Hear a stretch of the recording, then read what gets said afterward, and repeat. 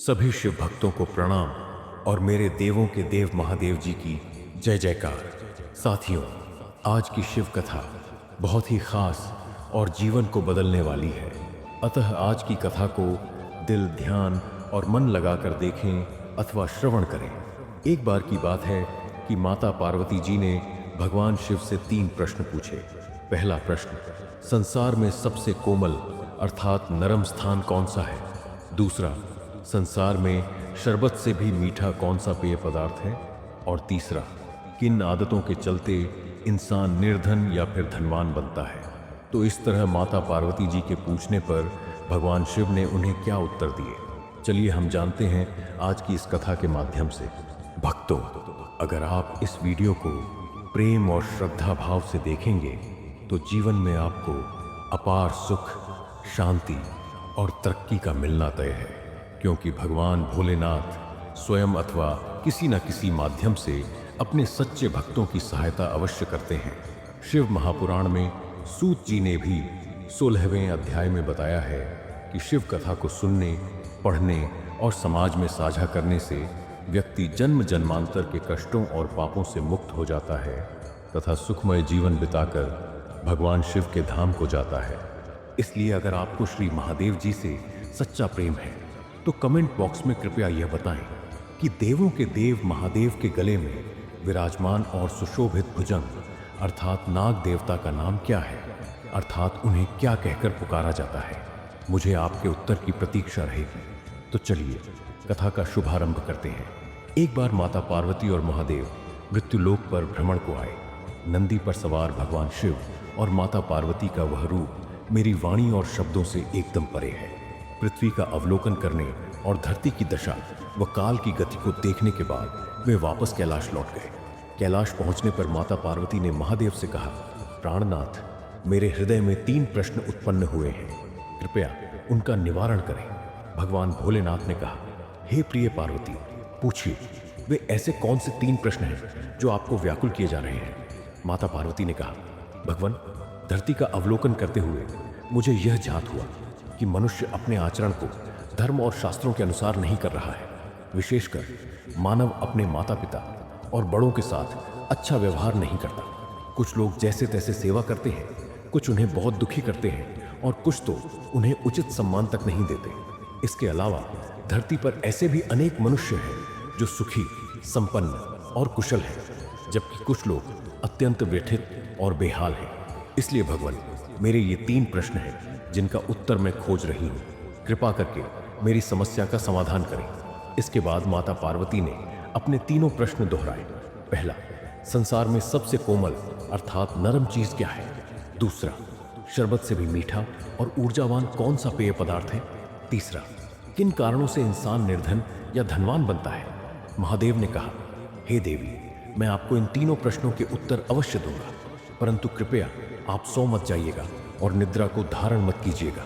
माता पार्वती ने कहा, हे नाथ, आप कथा कहिए, मैं वचन देती हूँ कि मन और ध्यान लगाकर आपकी कथा का श्रवण करूंगी। तब भगवान शिव ने कथा आरंभ की। महादेव कहते हैं, किसी नगर में एक धनवान सेठ रहता था जो देश विदेश में भ्रमण कर व्यापार करता था। उसके यहाँ 3 पुत्रियां थीं जो अत्यंत सुंदर और गुणवान थीं।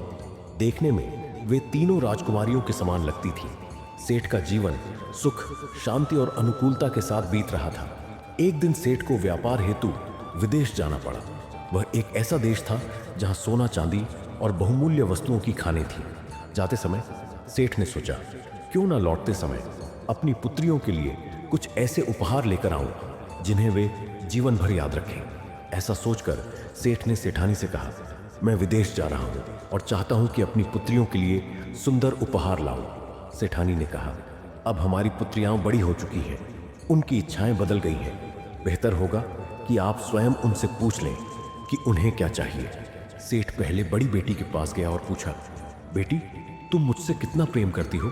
बड़ी बेटी ने कहा, पिताजी, मैं आपसे अपने प्राणों से भी अधिक प्रेम करती हूँ। यह सुनकर सेठ बहुत प्रसन्न हुआ। उसने कहा, मैं कल व्यापार हेतु एक अनोखे देश जा रहा हूँ। तुम्हारे लिए विशेष उपहार लाना चाहता हूँ।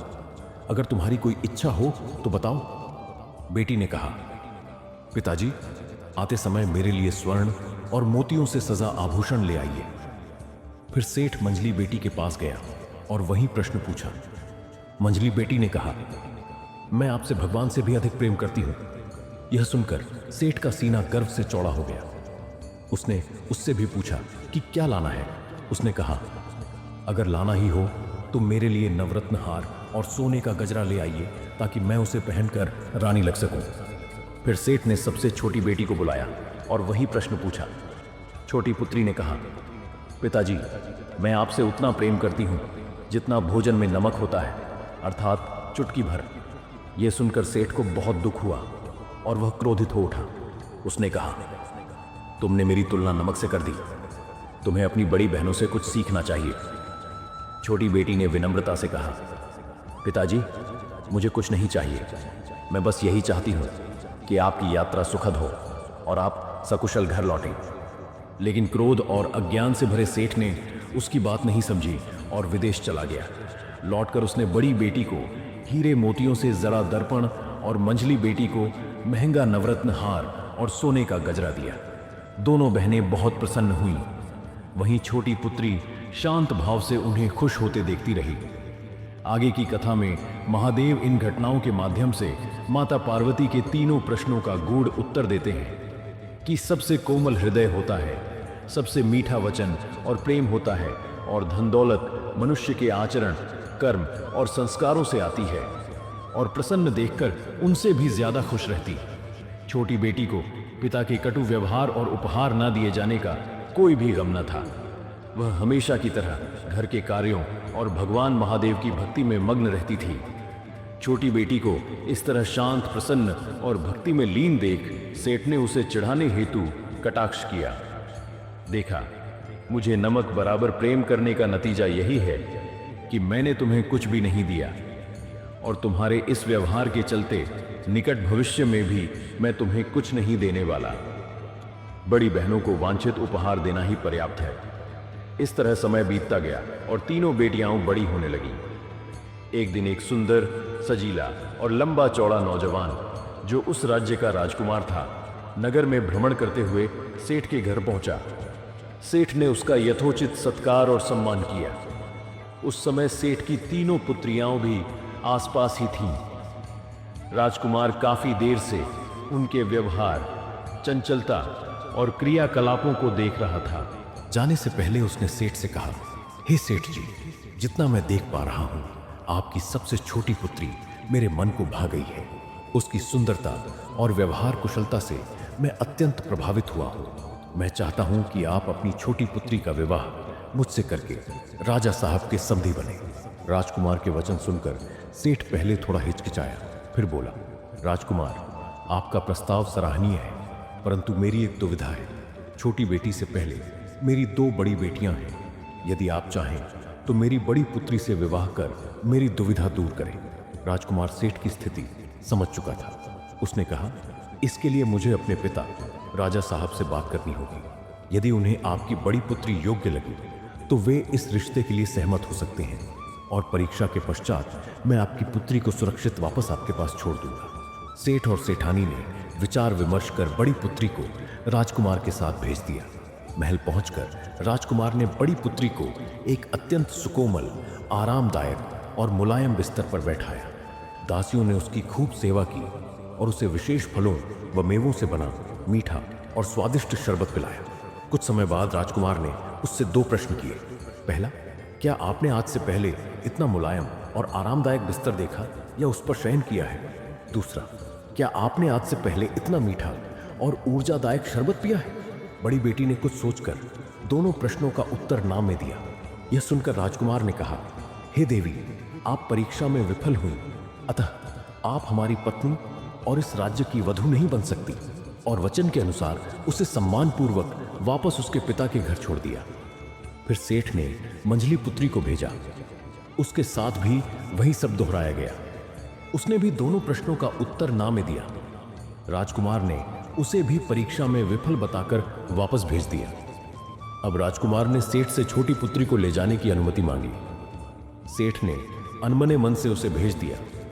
छोटी पुत्री ने मंदिर में जाकर श्री महादेव को प्रणाम किया, माता पिता का आशीर्वाद लिया और राजकुमार के साथ महल चली गई। महल में उसे भी वही मुलायम बिस्तर दिया गया और मीठा शरबत पिलाया गया। राजकुमार ने पहला प्रश्न पूछा, क्या आपने कभी इससे भी अधिक मुलायम बिस्तर का अनुभव किया है? छोटी पुत्री ने तुरंत हां में उत्तर दिया। यह सुनकर राजकुमार और राजा साहब आश्चर्यचकित रह गए। फिर दूसरा प्रश्न पूछा गया, क्या आपने इससे भी मीठा और ऊर्जादायक पेय कभी पिया है? छोटी पुत्री ने दृढ़ता से कहा, हाँ महाराज, एक बार नहीं बल्कि प्रतिदिन पिया है। राजकुमार ने पूछा, कृपया विस्तार से बताइए। छोटी पुत्री बोली, इस बिस्तर से कहीं अधिक मुलायम और सुरक्षित मेरी माता की गोद है, जिसमें मैंने बचपन से शयन और खेल किया है। संसार में माता की गोद से अधिक कोमल और सुरक्षित स्थान कोई नहीं। फिर उसने कहा, इस शरबत से भी अधिक मीठा और ऊर्जादायक है मेरी माता का दूध, जो मेरे शरीर में लहू बनकर दौड़ता है। माँ का दूध अमृत है, जो शिशु के शरीर और बुद्धि को पोषित करता है। उसके उत्तर सुनकर राजा और राजकुमार अत्यंत प्रसन्न हुए। उन्हें वही योग्य वधू मिल चुकी थी जिसकी वे तलाश कर रहे थे। शुभ दिन देखकर राजकुमार ने छोटी पुत्री से विवाह किया। अब वह उस राज्य की महारानी बन चुकी थी। कुछ समय बाद छोटी बेटी ने अपने पिता को महल में भोजन के लिए आमंत्रित किया। उसने स्वयं 56 भोग और अनेक व्यंजन तैयार किए। सेठ का आदर सत्कार कर उसे भोजन कक्ष में बैठाया गया। सभी लोग भोजन का आनंद ले रहे थे, परंतु सेठ का चेहरा देखने योग्य था। वह हर व्यंजन छककर अजीब सा मुंह बनाता और एक भी निवाला ठीक से नहीं खा पा रहा था। अंततः वह क्रोधित होकर बोला, यह क्या है? यदि आपने मुझे फीका और बेस्वाद भोजन ही कराना था तो बुलाया क्यों? तब बेटी ने शांत स्वर में कहा, पिताजी, जब आपने देखा कि सब कुछ डाला गया है तो फिर नमक क्यों नहीं? बिना नमक के भोजन का स्वाद कुछ नहीं होता। फिर उसने कहा, वर्षों पहले जब आपने मुझसे पूछा था कि मैं आपसे कितना प्रेम करती हूं, तब मैंने कहा था कि जितना भोजन में नमक होता है उतना। आपने मेरे उत्तर का तिरस्कार किया, जबकि मैं कहना चाहती थी कि आप हमारे जीवन के उस चुटकी भर नमक के समान हैं, जिसके बिना घी, तेल और मेवे भी फीके लगते हैं। बिना पिता के बच्चों का जीवन कठिन हो जाता है। ये सुनकर सेठ की आंखों से आंसू बहने लगे। उसे अपनी भूल का एहसास हुआ। उसने बेटी से क्षमा मांगी और उसे आशीर्वाद दिया। यह कथा सुनकर माता पार्वती भी भावुक हो उठी। उन्होंने कहा, हे महादेव, आपने मेरे 2 प्रश्नों का उत्तर दे दिया। सबसे कोमल माता की गोद है और सबसे मीठा माँ का दूध। पर मेरा तीसरा प्रश्न अभी शेष है। भगवान शिव मुस्कुराकर बोले, हे देवी, धैर्य रखें। पहली 2 पुत्रियों ने दिखावे और अहंकार से प्रेम किया, इसलिए वे परीक्षा में असफल रहीं। जो अपने माता पिता का सच्चा आदर करता है, उनकी सेवा और आज्ञा का पालन करता है, वह जीवन में कभी निराश नहीं होता। ऐसे व्यक्ति के कार्य देव कृपा से सफल होते हैं। पर जो नकारात्मक सोच रखता है, समय नष्ट करता है, नशा करता है, झूठ बोलता है, बड़ों से विवाद करता है, धर्म के विरुद्ध आचरण करता है, स्त्रियों का अनादर करता है, चोरी और जुआ जैसे कार्य करता है, वह कभी सुखी और धनवान नहीं हो सकता। इसलिए जो सत्य, सेवा, श्रद्धा और संस्कारों के मार्ग पर चलता है, वही सच्चा धनवान बनता है। महादेव के वचन सुन माता पार्वती ने उन्हें नमन किया। अंत में भक्तों से कहा गया, यदि आपको यह कथा अच्छी लगी हो तो धर्म के मार्ग पर चलें और भगवान महादेव का स्मरण करें। अब आप सभी आंखें बंद कर श्रद्धा से इस मंत्र का जाप करें। एयूएम त्र्यंबकम यजामहे सुगंधिम पुष्टिवर्धनम उर्वारुकमिव बंधनान मृत्युर्मुक्षीय मामृतात्। अगर आपको ये कहानी पसंद आई हो तो इस वीडियो को लाइक करें, अपने दोस्तों के साथ शेयर करें